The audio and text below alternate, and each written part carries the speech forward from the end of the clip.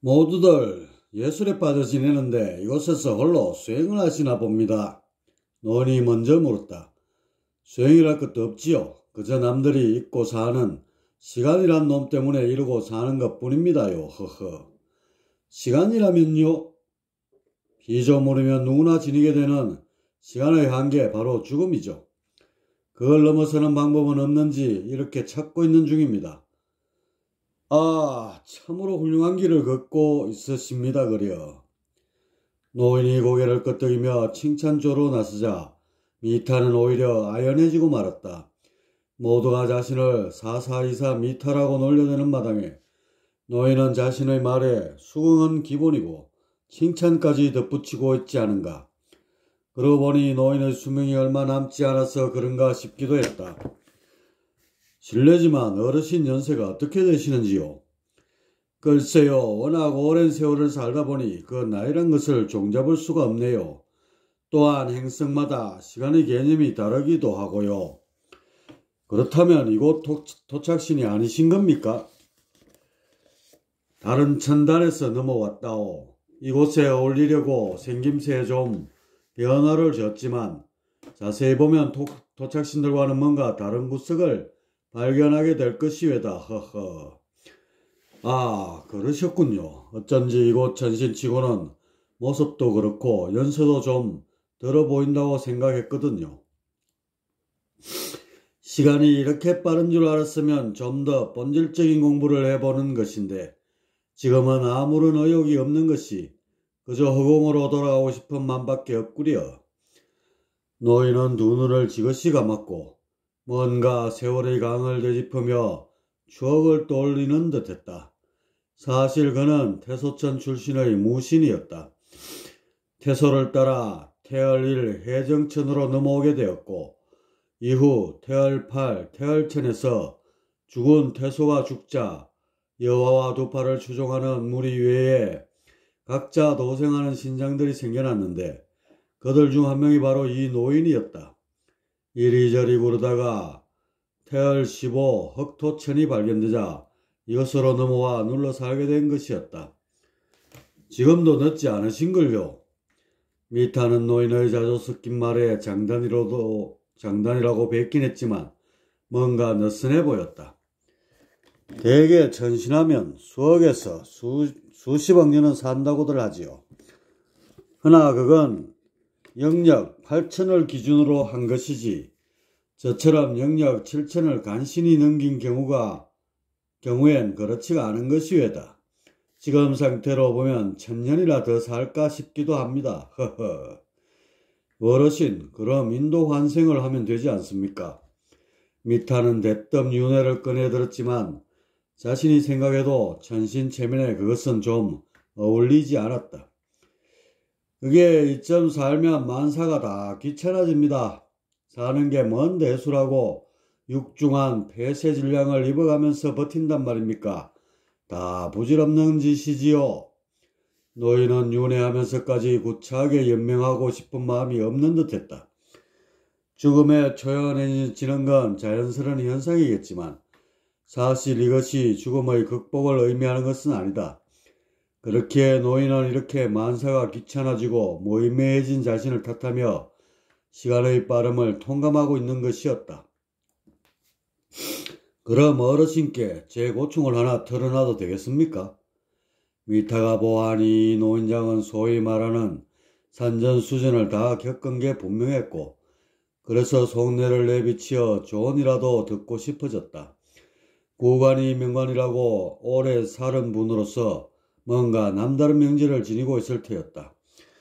영생에 대한 쓸만한 정보가 있을지 모르겠네요. 허허. 노인은 미타의 충고를 알겠다는 듯 예단하고 나섰다.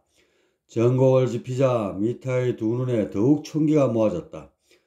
그렇습니다. 일단 자료라도 얻고자 이곳 청계를 두루 탐문했지만 헛수고였지 뭡니까? 모두들 예술 얘기나 꺼내들지 생사 문제는 아예 거들떠보지도 않더군요.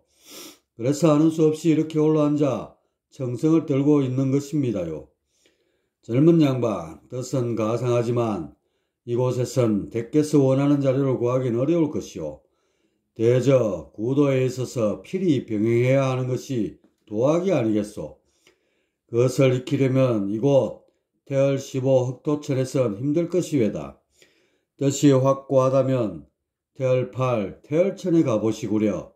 그곳에서도 태청이라고 불리는 도성에 들어가면 아마 도학의 정수를 어렵지 않게 맛보게 될 것이외다. 노인이 외계 문명을 꺼내들자 미타는 귀가 번쩍 뜨였다.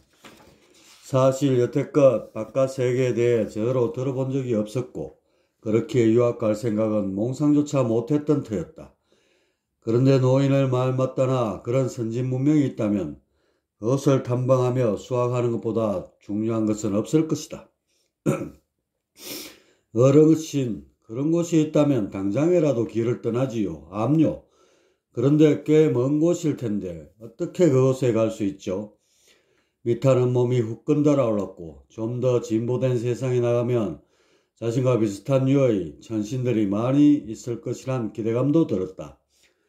삼라도라는 지도가 있어야 합니다. 그게 없으면 허허한 공간 속에서 길을 잃기 십상이지요.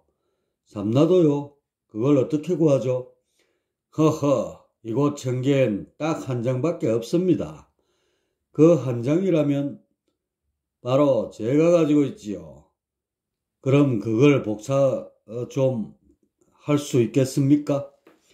복사뿐이겠소. 원본을 드릴 수도 있지요.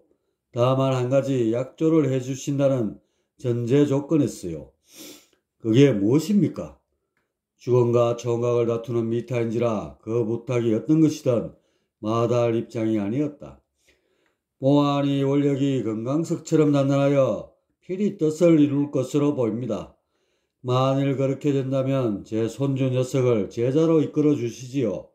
그것이 저의 유일한 바람이외다.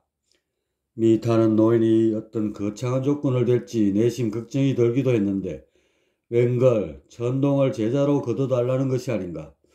대각을 이룬 것도 아니고 그런 경지가 있는지조차 모르는 상황에서 이런 의중을 내비치는 노인이 심히 의아했다. 삼라도를 거저주기가 그래서 형식적인 구실을 가져다 붙인 것으로 밖엔 생각할 수 없는 대목이었다. 그런 조건이야 100번인들 못 떨어뜨리겠습니까? 하하. 미타는 호언을 했고 노인은 흡족한 미소를 띠고는 말없이 자리에서 일어나 집으로 갔다. 그리고 몇 분 뒤 돌아온 노인은 상자 속에 곱게 모셔져 있는 낡은 삼라도 한 장을 꺼내들었다. 그가 주군인 태소를 따라 청계를 넘나들 때 사용하던 지도였고 곳곳에 묻은 손때엔 그의 인생 역정이 고스란히 녹아 있었다. 그만큼 노인에겐 보배와 같은 값진 것이지만 더 높은 미래의 가치를 위해 과감하게 내놓은 것이었다. 이런 귀하디 귀한 것을 불투명한 자신의 수행을 믿고 건네준다는 것이 믿기지 않는 미타였지만 노인의 얘기를 좀 더 듣고 나서야 이해가 됐다. 노인의 이름은 이천이었다. 그는 배명이 득세하고 있을 무렵 천신이 됐고 타고난 천성이 강직하여 무술을 즐겨하게 되었다. 그러다 신장이 되어 전장에 나가게 되었고 그 즐거움이 상상 이상이라는 사실을 깨닫게 되었다. 그런 살벌한 곳이 역동적인 예술로 다가왔고 이후 줄곧 신장으로서의 삶을 살아가게 됐다. 그러다 우여곡절 끝에 태소의 밑으로 들어갔고 여러 신장들 틈바구니에 섞여 부각되지 않는 삶을 살았다. 태얼1 해정천으로 옮겨와서도 그렇고 태얼8 태얼천의 패전을 맛본 뒤에도 그의 존재는 늘 무리 속의 한 명뿐일 뿐이었다. 여와와 두 팔을 중심으로 조직이 재편될 무렵 그는 회의가 들었고 비순과 시바가 범천의 암묵적 지시에 따라 천군을 이끌고 쳐들어왔을 때는 비정한 무의 세계에 학을 떼게 되었다. 그래서 갑옷과 투구를 벗고 여러 청계를 전전하게 됐고 행성 탐사에 의해 초공이 계속해서 발견되자 유람삼아 태열 15 흑토천까지 흘러 들어오게 된 것이었다. 이곳 천신들의 품성이 예술에 대한 마음이 각별하여 무울한 것이 발붙일 수 없음을 알고는 정착하기로 결심했고 성계로 내려가 동정을 살피다가 우연히 인연을 맺게 된 것이 지금의 손주였다. 이름을 아연이라 하는데 성계에서의 길을 묻다가 그 길을 자청하며 부침성 있게 다가온 그에게 정이 흠뻑 갔던 것이다. 무신으로 각박하게만 살아온 이천은 아연이란 선동의 정감 있는 모습이 보기 좋았고 아연 역시 빗덩이 할아버지라 부르면서 잘도 자신을 따랐다. 이런 만남이 계속되다가 우여곡절 끝에 손주로 삼게 되었고 가르치고 인도하여 천신의 경지까지 이르게 했던 것이다. 이천은 말년이 됐어야 손주에게 애정을 쏟는 것이 전장에서 검을 겨루는 것보다 훨씬 즐겁고 가치 있다는 사실을 알게 되었고 자신이 명을 다하기 전에 그에게 영역의 정진이 얼마나 중요한지를 알려주고 싶었다. 그러던 와중에 이렇게 미타를 만나게 된 것이었다. 이곳 청계의 분위기가 그렇듯 전신들이 죄다 미타의 사사이사를 기호로 치부하지만 이미 생사의 현장을 수없이 넘나던 이천이었기에 예사로이 미타가 보이지 않았다. 그로 사실 미타가 말하는 죽음을 넘어선 피안, 그것을 이루었다는 본주를 먼 발치에서나마 본 적이 있는 그가 아니었던가. 그렇기에 미타의 수행은 결코 허황된 것이 아니며 거의 불굴의 의지로 미루어 봤을 때 대각을 이루지 못하리란 법도 없었다. 그러니 손주의 가르침을 조건으로 삼나도를 꺼내 들만도 했던 것이다. 미타는 자신을 믿어주는 이천에게 커다란 신사를 졌다며 거듭 고마움을 표했고 훗날 대각을 이루어 반드시 아연을 제자로 삼겠노라고 다짐도 하였다. 그리고 이천의 배웅을 받으며 태얼천을 향해 힘찬 비상을 하였다. 미타의 등 뒤로 황혼이 만든 그림자가 길게 뻗쳤고 그것이 마치 미타의 몸에서 빠져나가는 죽음의 그림자 마냥 야릇하게 느껴지기도 했다. 미타, 그는 과연 대각을 이루어 죽음을 극복할 수 있을 것인가? 철저히 베일에 쌓여있던 그의 놀라운 수행기는 이제 본궤도로 접어들고 있었다. 서방 정토를 세우다. 미타는 삼나도를 활용하여 초공을 넘나드는 것에 익숙지가 않아 예상보다 며칠이나 더 걸려서 태얼천에 당도하였다. 선도의 본향이라서 그런지 여러 공간에 다양한 형태의 청계가 건설되어 있었고 미타는 그 가운데 중심을 이루고 있는 태층으로 향했다. 고향별인 태얼15 흑토천에 비해 문명이 크게 앞섰다고는 하는데 어딜 가나 자연을 근간으로 삼는 문화의 본질 때문에 크게 이질적인 것은 찾아볼 수 없었다. 어떤 건축물이든지 자연을 색다른 기법으로 표현하고 있었고 튀지 않으면서 주변과 조화를 이루도록 유연하게 처리하고 있었다. 미타는 태청 외곽의 풍광을 썩 둘러보고는 도심 한복판으로 들어섰다. 도심이라 해봤자 넓은 초원 위에 드문드문 건물들이 있는 것이 전부였다. 워낙 공간이 넓기 때문에 시야에 10여 개의 건물이 한꺼번에 들어오면 도심으로 간주하는 경향이 짙었다. 미타는 언덕 위 풀밭에 대충 거처를 잡았는데 사실 웬만한 집보다는 이런 노숙이 훨씬 안락하고 평온했다. 보들보들한 풀밭을 침대 삼아 눕고 초롱초롱한 밤하늘을 이불 삼아 덮으면 마치 천지 사이에 끼인 것 같은 기분에 황홀하기만 하다. 땅을 덮고 하늘을 가려 집을 제 아무리 멋들어지게 지은들 이런 풍찬 노숙에 비할 바가 아니었다. 노숙자 신세를 애해서 자위하는 건지 아니면 실제 그런 생각인 건지는 알 수 없지만 그날 밤 미타는 어느 때보다 깊은 단잠에 빠져들 수 있었다. 날이 밝자 미타는 곳곳을 쏘다니며 도학자들을 탐문하고 나섰다. 길 가던 행인이고 농부고 되는 대로 붙잡아 물어보았고 대충 이름 깨나 있다는 이론가들을 알아낼 수 있었다. 미타는 종이와 같은 구실을 하는 투명한 기장에 그들이 사는 곳을 일일이 표시하고는 가까운 순서대로 방문하기 시작했다.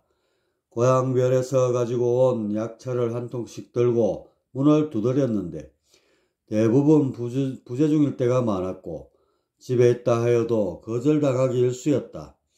그들은 하나같이 자신들은 도학자가 아니고 타인에게 조언할 주제도 못 된다는 말을 하였지만 미타는 자신의 신분이 별 볼 일이 없어 문전박대 당하는 게 아닌가 생각되기도 했다. 만일 그런 것이라면 언자 특유의 성정 때문에 외부인과의 관계 자체를 꺼리는 것인지도 몰랐다. 만일 그런 것이 아니라면 언자 특유의 성정 때문에 외부인과의 관계 자체를 꺼리는 것인지도 몰랐다. 아무튼 몇 번의 정중한 거절을 당한 미타는 이제 마지막으로 적혀있는 집을 방문하게 되었다. 그곳은 동력 산길석을 휘감으며 흐르는 시내를 끼고 자리 잡은 배 모양의 도량이었는데 주변으로 도화가 만발하며 방초가 허드러지게 핀 것이 운치가 그만이었다. 미타는 문지기에게 그곳을 방문한 사연을 말했고 여행이도 주인을 마주할 수 있었다. 약초로 뒤덮인 후원의 한적한 정자에서 진한 약향이 묻어나는 차를 대접받자 그간 쌓인 피로와 낙담이 한꺼번에 씻기는 듯했다. 이렇게 시간을 내어주시니 감사할 따름입니다. 저는 태월 15 흑토천에서 온 미타라 합니다. 미타는 차를 두 손으로 받쳐들면서 고마움의 눈길을 주인에게 걸쳤다. 그는 긴 머리를 뒤로 넘겨 비녀를 꽂아 단정히 묶었고 백색의 도포를 우아하게 늘어뜨리고 있었다. 차분히 가라앉아 있는 표정에서 탈속과 비범함이 풍겨 나왔다. 먼 길을 오셨습니다. 저는 도상이라 합니다. 약초나 재배하며 소일이나 하는 촌부일 따름이지요. 허허. 도상이라고 자신을 소개한 천신. 그는 이곳 정계에선 도상 로사라 불리며 꽤나 명망 높은 학자축에 드는 자였다. 그가 천천히 차를 입술에 대며 거악한 시선을 비추자 미타는 손에 든 차를 입술 속으로 흘려 넣었다. 쌉쌀하면서도 달콤한 맛에 녹음이 밴 자연의 향이 입안에 차올랐고 이내 온몸으로 퍼지면서 심산유곡에 푹 파묻힌 듯한 착각이 일었다. 마음이 착 가라앉으면서 세상 만사가 정막 속으로 사라지니 마치 구름을 탄 것처럼 황홀했다. 망망차입니다. 속세의 분주함을 잊게 하여 선정에 잠기게 하는 약효를 지니고 있지요. 한 번에 많이 마시면 정신줄까지 놓겠습니다. 허허. 그나저나 이곳에선 어떤 수행을 하고 계시는지요? 미타가 본론부터 꺼내들었다. 대개 한담을 느긋하게 나누다가 더 이상 나올 말이 없을 때 내심을 꺼내드는 게 보통인데 총각을 다투는 미타인지라 그럴 여유가 없었다. 수행이라고 할 만한 것은 없고 그저 하루하루 가치 있게 보내는 것이 수행이라면 수행일 겁니다. 허허. 혹시 죽음을 극복하기 위한 수행 같은 건 따로 하지 않으시는지요? 죽음이요? 그렇습니다. 저희가 빛의 존재인 천신이 되었다고는 하지만 얼마 있으면 소멸될 것이 아니겠습니까? 아, 영생을 추구하시는군요. 하기야 천신의 수명이 대략 1억 년에서 최대 4, 50억 년 정도 될까요? 그러니 말씀하신 대로 곧 그런 영면의 때가 당도하겠지요. 미타는 자신의 말을 비웃지 않고 호응해주는 도상을 보자 내심 놀라기도 하고 감동 비슷한 것이 울컥하며 가슴에 치밀기도 했다. 세상에 수행의 종류야 많고 많지만 죽음을 넘어 영생을 얻는 것보다 긴박하고 중요한 것은 없지 않겠습니까? 그런데 저희 태월 15 흑토천에선 이상하게도 그런 쪽엔 통 관심을 갖지 않는 것입니다. 그래서 문명이 진보한 이곳 태월 8, 태월천을 방문하게 된 것이지요. 그러셨군요. 하긴 이것도 상황이 비슷한 것이 대부분의 천신들은 영생 쪽엔 관심을 두지 않습니다. 이미 장구한 수명을 확보하였기에 안심하는 측면도 있고 선도 본연의 취지가 자연에서 나와 자연으로 돌아가는 것이기에 죽음 또한 순리로서 받아들이는 것이지요. 그 점이 저는 도저히 이해할 수가 없습니다. 어찌됐든 우주의 중심점은 자신이 아니겠습니까? 그것이 소멸되어 존재 자체가 사라지게 될 판인데 어찌 그렇게 태연하게 넘길 수 있겠습니까? 그건 자연의 순리를 구실로 피조물이 처한 한계를 두루뭉술하게 넘겨보려는 게 아니겠습니까? 쉽게 말하면 고통 없이 안락사하고 싶은 것이겠지요. 미타는 마치 목전의 도상을 꾸짖기라도 하듯 선도의 떳떳 미지근한 태도를 질타하고 나섰다. 그동안 속에 맺혀있던 바인데 도상이 귀를 활짝 열어주자 감성이 다소 격해졌던 것이다. 허허, 나름 일리가 있는 지적입니다. 그래서 선도에 몸담고 있는 분들 중엔 그 점을 화두로 삼아 머리를 싸매고 있는 분들도 적지 않습니다. 도학이란 것도 바로 그런 점에서 나오게 된 것이지요. 아, 그런 것입니까? 미타는 자신과 비슷한 견해를 가지고 있는 천신들도 일부나마 존재한다는 말에 화색이 돌았다. 늘 4424 미타라고 조소를 받던 그가 아니던가. 이곳 주인장의 얘기를 듣고 보니 역시 자신이 이상했던 건 아니었고 그런 점에서 미타의 가슴은 흥분과 안위가 뒤섞여 묘한 기분을 자아내었다. 생사를 알기 위해서는 그 주체인 나가 누구인지를 알아야 하지 않겠습니까? 그리고 나를 알기 위해서는 당연히 실존을 찾아야 하고요. 실존, 이것을 도학에서는 여러 단어를 써서 표현하고 있지요. 익히 아시다시피 절대, 진리, 태일, 원신, 제일원인, 진공, 도 등등 말입니다. 허허. 도상은 도학자답게 실존의 의미를 들고 나왔다. 이 대목에서 미타의 동공은 크게 확장됐고 귓속의 기맥은 부풀어 올랐다. 도상으로부터 긴요한 정보를 듣게 되지 않을까 하는 기대감이 한껏 뻗쳐온 것이다. 실존이란 허상이 아니라 실제로 존재하는 모습이다. 참되게 존재하는 방식으로 삼라만상을 태동케 한 본질적 진료를 말한다. 도학에서는 그 실존을 어떻게 풀어내는지 삼가 가르침을 청하고 싶습니다. 미타는 두 손을 모으고 머리를 숙이면서 정중히 예를 갖췄다. 자신의 화두에 약이 되고 걸음이 될 것이 분명했다. 그게 워낙 형이상적인 부분이라서 뭐라 딱 떨어지는 것이 없습니다. 다만 이와 기로서 실존을 재단하고 나름의 결론들을 유추하고는 있기는 하지만 아직도 안개 속일 따름이지요. 허허. 역시 그 길은 험하고도 요원한 것이군요. 어떻게 그 대강이나마 알 수는 없겠습니까?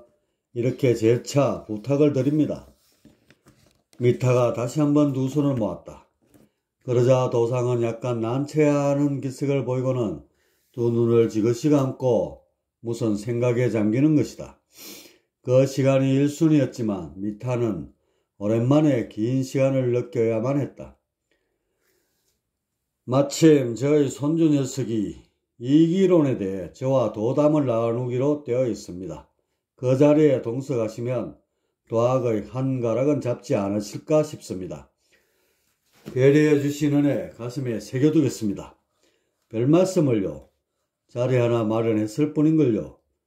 미타는 도상과 더불어 세상 돌아가는 일들에 대해 한담을 나누었고 그렇게 서너 시간이 지나자 똘똘하게 생긴 천동 한 명이 종종 걸음으로 나타났다.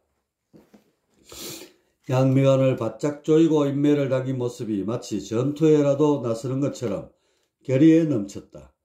도상은 자신의 손주를 미타에게 인사시켰다. 그의 이름은 도성이었다. 훗날, 노자, 도덕천존, 태상로군 등의 이름으로 널리 알려지게 되는 인물이다. 도상이 차를 한 잔 마시고는 의연한 표정을 지으며 손주를 향해 운을 떼었다. 그래, 과제는 생각해 봤느냐? 확실히 존재한다고 볼 법한 것이 뭐가 있더냐? 보고 듣고 만져지는 모든 것들의 실체가 결코 있다고 할 수 없겠습니다. 도성이 또랑또랑한 목소리로 외치듯이 말했다. 그럼 실제로 있을 만한 것은 정녕 없었더냐? 딱 한 가지 있긴 합니다. 지금 이렇게 생각하며 말하고 있는 주체이지요. 생각하는 주체라. 그 생각이란 것이 무엇으로 이루어져 있기에 너는 감히 존재한다고 단언하는 것이더냐. 단연기로 이루어져 있지요. 그 기가 이합집산을 반복하며 생각을 일으키고 있습니다. 그럼 내 얘기는 기란 것이 실존한다는 것이고 따라서 너는 주기론을 언급하는 것이더냐. 물론 기를 실존으로 놓으려면 어떻게 기가 자존하게 되는지를 밝혀야 하고 여기서 바로 모순에 봉착하고 맙니다. 따라서 기를 만들어내는 이가 반드시 있어야 하고 이것이 마음의 본질이 아닌가 생각되었습니다. 무엇이라? 그럼 결론은 주리론이 되는 게 아니더냐. 이는 기의 흐름에서 생겨나는 것일진데 너는 어찌 기 이전에 이를 두는 것이더냐. 그래서 혹시 이와 기가 한 몸이 아닌가 하는 생각을 해봤습니다. 이렇게 되면 만물의 진료인 기는 곧 이가 되고 이 두 개가 합하여 신이 되는 것이지요. 행여 대각이란 것도 이런 이치를 온전히 깨닫는 데에 있는 게 아닌가 싶기도 하옵니다. 오호라 빙빙 돌더니만 이기 이런 논으로 기착되는구나. 그렇다면 이 기가 어떻게 한 몸이 될 수 있는 것이더냐. 내 말대로라면 이 차자는 기이면서도 동시에 이인 것이며 나아가 존재하는 모든 것은 신기루처럼 허망한 것이 되지 않겠느냐? 그렇습니다. 중생들의 눈은 주기론으로 굳어져 있고 수행자나 도학자들은 대체로 주리론 쪽에 치우쳐 있는 경향이 짙습니다. 그러나 제가 보는 실존은 기가 이이고 이가 기인 통합적 존재입니다. 이래야만 절대라는 조건에 부합할 수 있게 되는 것입니다. 이기 이론론이라. 허허, 너는 지금 기도 아니고 이도 아닌 제3의 존재 형태를 들고 나온 것이니라. 그것을 방금 전에 내가 신이라 표현했지. 그 신이 실존한다고 어떻게 증명할 수 있겠느냐? 증명이요? 그렇느니라. 증명을 하지 못한다면 그것 또한 공연불에 지나지 않는 것인걸. 도상은 혹독하리만큼 손주의 견식을 흔들어댔다. 흔들면 흔들수록 미천이 나오는 게 도학의 세계라면 세계였다. 쥐뿔도 모르면서 교과서적으로 뇌까리고 있는지 아니면 마음속 깊이 이해하여 숙성하고 있는지를 가늠하기 위해서는 비수와 같은 질문이 필요한 것이다. 정명은 이미 되지 않았습니까? 옥중천의 비로자나불께서 그런 경지에 이르셨고 최근엔 저희 태열천의 태열원군께서도 대각을 이루지 않았습니까? 구조적으로 이기 이론론이 되지 않으면 대각이 나올 수 없으며 따라서 그 두 분에 의해 여실히 증명된 것이라 할 수 있을 것입니다. 어린 도성의 입에서 이기까지 나오자 도상의 말문이 콱 막히고 말았다. 도상은 내심 손주 녀석의 해명에 혀를 내둘렀지만 표정만은 한 채의 빈틈도 내비치지 않았다. 다만 고개만을 끄덕이면서 손주의 말에도 일리가 있다는 반긍정의 표시를 하였다. 하지만 옆에서 잠자코 듣고만 있던 미타는 달랐다. 도성의 얘기가 너무 모호했던지 양미간을 좁히며 동의할 수 없다는 표정을 한껏 지은 것이다. 이런 기색을 알아챈 도상이 미타의 비워진 잔에 찬물을 쏟으며 말문을 돌렸다. 손주 녀석의 지혜가 남다릅니다. 먼 훗날 도학자로서 이름 꽤나 날리게 되지 않을까 기대가 됩니다. 허허, 그런데 혹시 이 기론에 대해 들으시고 의혹이나 궁금한 점은 없으십니까? 도상이 자신들의 도담에 미타를 슬며시 꺼려들었다. 이건 궁금증이 목까지 차오른 듯 보이는 미타에 대한 배려였다. 자리가 펴지자 미타의 의구심은 본물 터지듯 쏟아져 나왔다. 왜 없겠습니까? 전체적으로 이론 자체가 음모를 감은 듯 모호할 따름입니다. 제 소견으로는 이 기론의 외형은 제법 그럴싸한데 그 내부는 좀 허술한 감이 없잖아 있어 보이는군요. 나사를 덜 조여 넣은 느낌이랄까요? 그리고 손주께서 끝말에 옥상 원성과 태열 원군에 의해 이기 이론론이 증명됐다고 하셨는데 어찌 남의 얘기를 귀동냥으로 듣고 정명으로 삼을 수 있겠습니까? 저도 솔직히 이곳에 와서 부처님이 나셨다는 얘기를 듣긴 했지만 그분들이 정말로 대각을 하여 영생과 열반을 움켜쥐었는지 어느 누가 제대로 증명할 수 있겠습니까? 모든 것이 그저 자욱한 연무속일 따름입니다. 허흠. 미타가 스스럼없이 뱉은 말은 분위기를 급냉시켰다. 가뜩이나 열정을 가지고 도담을 나누는 차에 모든 것을 싸잡아 탁상공로로 치부해버리는 그의 지적은 설한풍과 다름없었다. 미타 학생께서는 참으로 독특한 눈매를 지녔소이다. 소위 부처님들이 실존을 터득하셨다는 것은 이미 주변의 천신들로부터 인정을 받은 사항입니다. 그분들은 하나같이 높은 안목을 지닌 분들이어서 헌을 하실 분들이 결코 아니외다. 도상은 섭섭한 미소를 흘리며 미타를 가볍게 나무랐다. 의심의 정도가 지나친 것에 대한 지적도 지적이지만 특히 양이 부처님에 대한 불경함을 꾸짖고 있는 것이었다. 존경을 하는 것과 의심을 하는 것은 별개이지요. 존경한다고 해서 의심을 늦추면 도학은 동력을 잃게 될 것입니다. 저도 양이 부처님들께서 천신의 경계를 넘어 새로운 지평을 여셨다는 사실엔 무한한 찬사를 보냅니다. 다만 그렇다고 해서 그분들이 실제로 영생과 열반을 움켜쥐시는지에 대한 것은 좀 더 알아봐야 할 것입니다. 그 말씀은 스스로 그런 경지에 이르기 전까지는 알 수 없다는 말씀이겠습니다. 허허. 미타 학생께서는 결국 성부를 목표로 삼고 계십니다. 그려. 도상의 어조는 다소 굴곡져 있었다.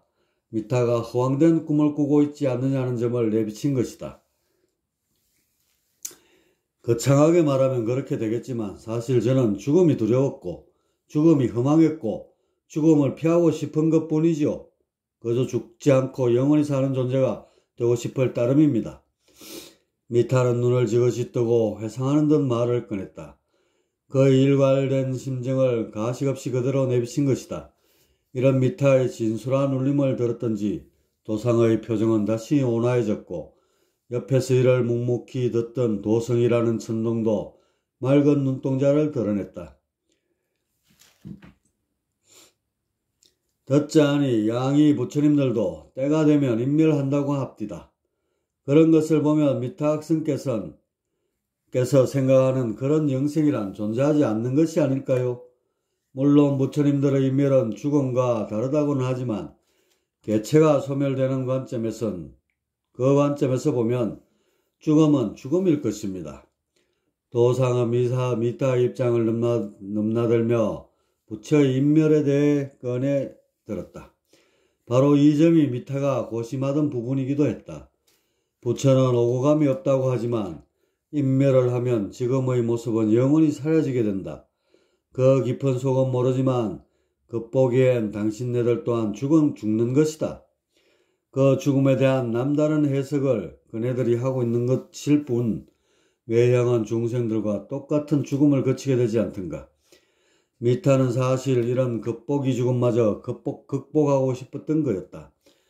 지금의 모습 그대로 영존하고 싶은 것이지 자아를 지옥에로 싹싹 지워 백지가 된 상태로 영생하고 싶은 게 아니었다. 백지로 영생하려면 뭐 때문에 신선이 되고 천신이 되고 성부를 꿈꾼단 말인가. 그저 귀신이 되어 어둠을 배회하다 허공에 흩뿌려져도 어김없이 나오는 것이 백지이다. 그것 또한 영생을 이룬 것이리라. 따라서 가라고 저들이 일컫는 현재의식을 없앰으로써 얻는 영생은 미타에게 있어서는 무의미했다. 미타는 오로지 지금의 자신 모습 그대로 영생을 이루고 싶은 것이다. 미타는 이런 자신의 영생관에 대해 도상에게 말했고 그는 기겁을 하는 표정이 되고 말았다. 지금껏 미타에게 호의적이고 공감되는 부분도 적잖게 내비쳤던 그였지만 가의 영생을 듣고는 고개를 절레절레 흔들고 말았다. 미타의 말은 허공에 자리를 펴고 누워 스치는 바람을 주워 담으며 부서지는 달빛을 먹으려는 것처럼 허황된 것이었다. 존재하는 모든 것들은 허상을 버리고 실체를 찾음으로써 영존을 꾀하는 것인데 지금 자신의 목전에 있는 이방인은 그런 허상의 영생을 도모하는 것이 아닌가.